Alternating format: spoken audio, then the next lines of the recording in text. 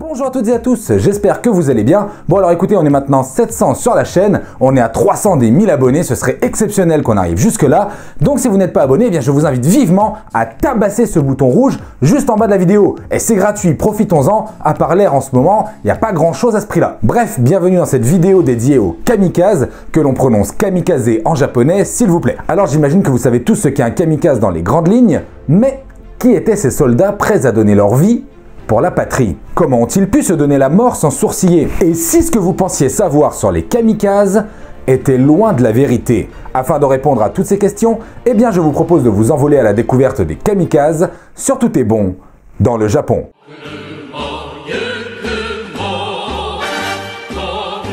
Bien, commençons par définir ce qu'est un kamikaze. Un kamikaze était un pilote japonais membre d'une unité spéciale de l'armée impériale japonaise qui effectuait une mission suicide sur les navires américains et leurs alliés. Leur mission, vous le savez, était de détruire les navires ennemis avec un avion chargé d'une bombe ou tout autre véhicule un peu fantasque que nous allons découvrir dans cette vidéo. Alors on peut croire que les attaques kamikazes étaient récurrentes et que leur nombre était élevé, mais en soi ils étaient à peu près 3800. Bon, un chiffre qui peut paraître élevé, mais qui semble bien dérisoire quand on pense au nombre de morts qu'a fait la guerre du Pacifique.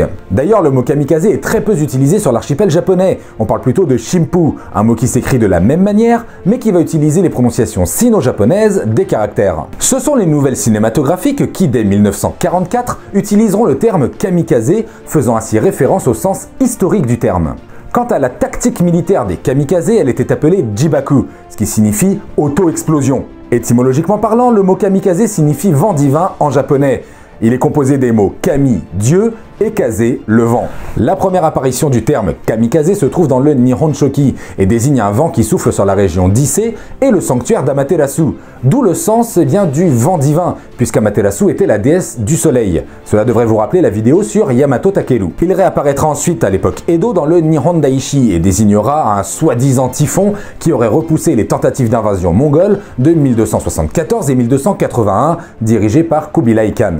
J'avais déjà évoqué ce fameux typhon dans la vidéo sur les Wako, les pirates japonais, et je reviendrai sur les invasions mongoles dans une prochaine vidéo. En 1937, l'avion Mitsubishi Kijugo Kamikaze bat un record de vitesse pour un vol entre deux continents en effectuant un vol Tokyo-Londres en moins de 100 heures. Alors oui, il ne fallait pas être pressé dans les années 30, d'autant plus que le confort ne devait pas être le même qu'aujourd'hui, sachant qu'aujourd'hui un Tokyo-Londres, bon, ça se fait en à peu près 14 heures. Bref, ce record a fait des émules dans le monde entier, et surtout au Japon qui se servira alors du mot kamikaze pour sa propagande lors de la seconde guerre sino-japonaise et la guerre du Pacifique, mais sans aucun lien avec quelque mission suicide que ce soit. Car en effet, le kamikaze, pilote engagé dans une mission suicide, ne verra le jour qu'en 1944. Et oui, la guerre prendra fin en 1945, les kamikazes auront donc existé seulement un an.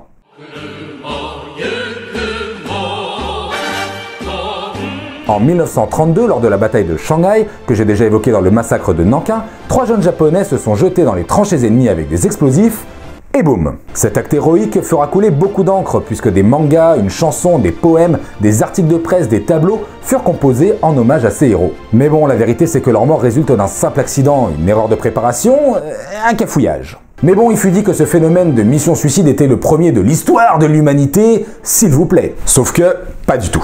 Et oui, en effet, il est déjà arrivé que des pilotes se fassent sauter avec leur appareil, soit parce qu'ils étaient blessés ou que l'avion était en piteux état. Et du coup, plutôt que de mourir en vain, ils préféraient se cracher sur l'ennemi. Ce phénomène fut notamment observé chez les Allemands, les Russes et les Américains. Mais ce qui différencie les Japonais dès 1944, c'est qu'ils vont utiliser leurs pilotes pour des missions suicides, là où au sein des autres armées, il s'agissait d'actes indépendants et désespérés. Les Japonais en ont fait une tactique militaire.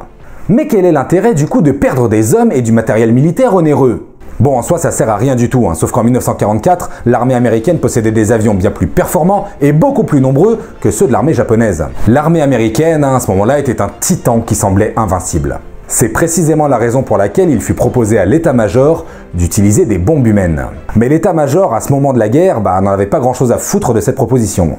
C'est le 15 octobre 1944, en pleine mer au large des Philippines, que le contre-amiral Harima, qui avait des couilles grosses comme des pamplemousses, va enlever ses insignes devant ses hommes, monter dans son avion et s'écraser sur le porte-avions USS Franklin. Bon, alors en soi, il l'a raté, mais de peu.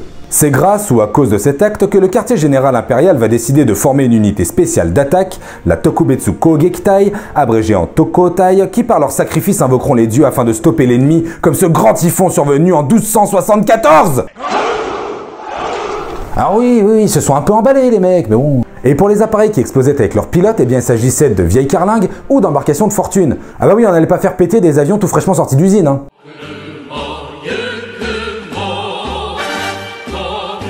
Le 25 octobre 1944, pendant la bataille de Leyte, l'amiral Takijiro Onishi forma le premier escadron kamikaze, l'escadrille Shikishima. 5 volontaires, commandés par le lieutenant Yukio Seki à bord de leur Mitsubishi A6M5 modèle 52-0, se crachèrent avec chacun une bombe de 250 kg sur des navires de la marine américaine. 4 des 5 volontaires firent mouche et les dégâts furent importants, notamment sur le porte-avions d'escorte USS Santi. Quant au lieutenant Seki, il s'écrasa sur le porte-avions d'escorte USS Saint-Lô et il fit péter tout le bâtiment dans une réaction en chaîne car il toucha la réserve d'armement du navire qui coula en une demi-heure. Bon alors la vérité c'est que la bombe que transportait Yukio Seki s'est détachée et a atterri par un heureux hasard pile au bon endroit. Alors oui, encore un échec transformé en réussite, hein, mais que voulez-vous, il faut bien remonter le moral des troupes.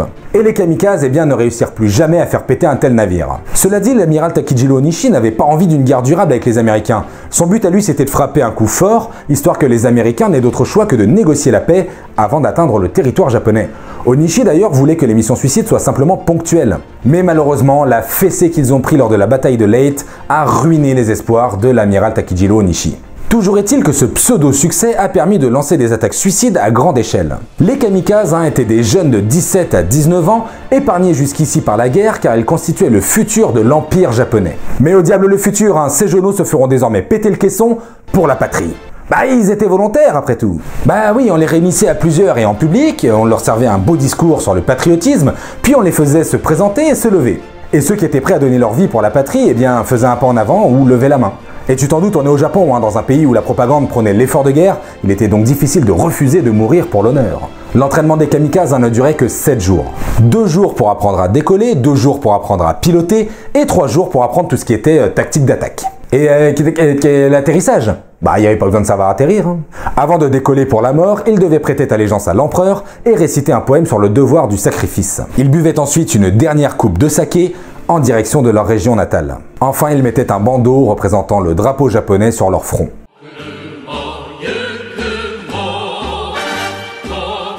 Le plus gros des attaques suicides sont survenus lors de la bataille d'Okinawa avec 400 appareils explosés et les premiers Yokosuka MXY-7 Ooka, fleurs de cerisier. Il s'agissait de bombes volantes, des planeurs qui ne pouvaient ni décoller ni atterrir, mais qui étaient lancés par des bombardiers et accélérés par des fusées.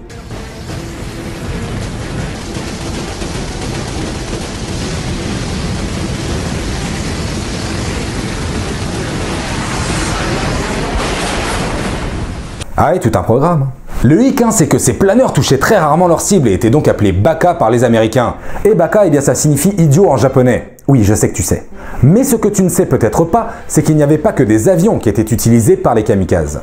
Il y avait aussi les Shinyo, des petits bateaux de fortune équipés d'une bombe, des mini-sous-marins, le Kōhyōteki, le Kōryu et le Kairyu, et aussi des torpilles humaines, les Kaiten, ce qui signifie départ vers le ciel. Ah non, mais c'était des poètes dans l'armée japonaise, faut pas déconner. La petite subtilité de ces engins, c'est qu'il y avait une trappe qui permettait aux pilotes de s'extraire avant l'impact et ainsi d'échapper à la mort. Sauf qu'au vu de la vitesse à laquelle allaient ces engins, eh bien la trappe ne s'ouvrait pas et s'avérait donc complètement inutile. Donc ouais, pas tant de subtilité que ça finalement, mais bon, après tout, c'est l'intention qui compte. Sur Terre, il y avait la fameuse mine lunge, une mine posée au bout d'un bâton qui devait servir à détruire les chars d'assaut. Alors oui, elle fait beaucoup parler d'elle, cette fameuse mine suicide, mais au final, elle est quand même très surreprésentée. En effet, si sa fabrication a bel et bien eu lieu, elle n'a servi que pour les troupes stationnées dans l'archipel des Philippines. Alors oui, son utilisation à Okinawa, Saipan et Iwo Jima n'est que présumée. Un rapport datant de mars 1945 atteste qu'aucun blindé n'a été détruit avec cette arme rudimentaire.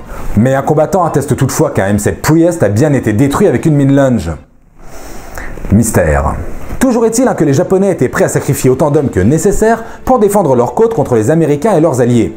Mais ce ne fut pas nécessaire puisque les Américains frappèrent fort, très fort. Tu vois de quoi je parle.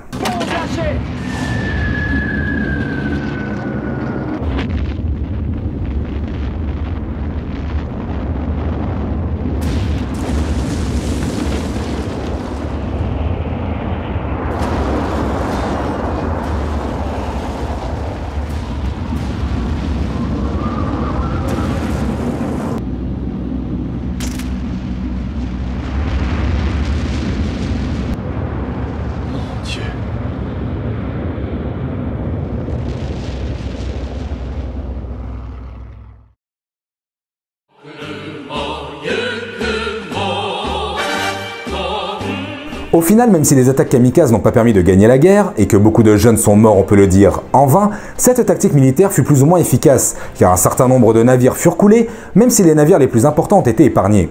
Sur le plan psychologique, les attaques suicides ont fait leur petit effet, car les troupes américaines étaient tout bonnement terrifiées par les kamikazes, qui défiaient les lois de l'instinct de survie. Alors le mot kamikaze est toujours employé aujourd'hui, mais à mauvais escient. On dit en effet de quelqu'un de téméraire que c'est un kamikaze, alors que le courage en soi n'a rien à voir là-dedans, comme on vient de le voir. Pour ce qui est des terroristes qui se font exploser, l'utilisation du terme kamikaze n'est pas appropriée, car les kamikazes étaient des soldats enrôlés pour combattre une armée au sein d'une guerre, contrairement aux terroristes qui ciblent des civils en dehors des droits de la guerre et qui n'agissent pas à des fins militaires mais à des fins idéologiques, souvent sous couvert de la religion. Et c'est ici une fin de vidéo, j'espère qu'elle vous aura plu, si c'est le cas, eh bien bombardez les pouces bleus, abonnez-vous si ce n'est pas déjà fait, partagez la vidéo tout autour de vous pour aider la chaîne un maximum, et sur ce je vous dis à très bientôt pour de prochaines vidéos, sur Tout est bon dans le Japon. Jane!